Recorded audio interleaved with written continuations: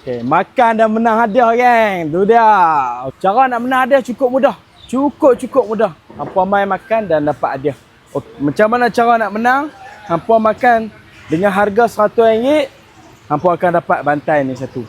Tak kira lah kan. Hampa nak kongsi dengan kawan-kawan ke, hak kilang-kilang tu kongsi-kongsi.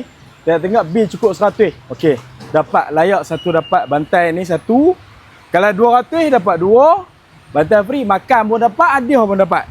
Baik bang, takkan yang tu je bang. Takkan yang tu je.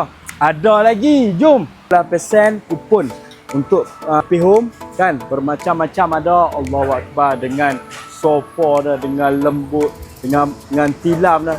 Duduk, kira nak lena terus kan. Memang premium. Ada daripada harga puluh-puluh, ratus-ratus, ribu-ribu, dan puluh-ribu dan ratus-ribu. Bermacam-macam ada di tingkat atas, ada sampai ada 3 tingkat. Dan cinema dan macam-macam. Apa nak design macam mana pun ada. Segala jenis perabot. Semua potongan 15%. Dengan hampa makan di Twin Cafe Suk 8, dapat kupon ni, hampa belilah perabot semua 15%. Mereka nanti bagi kat hampa diskaun. Hanya di Twin Cafe Suk 88 sahaja. Okey. Kita tak tahu sampai bila hampa book peluang ni. Follow Sweet Home, mai makan di Twin Cafe, dapat kupon ni, pergi tunjuk saja kat depa.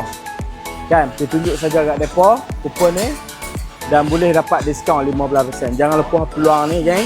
2 Januari kita start promosi ni, 2 Januari sampai bila kita tak tahu kan. Siapa yang bertuah akan dapat, insya-Allah nah.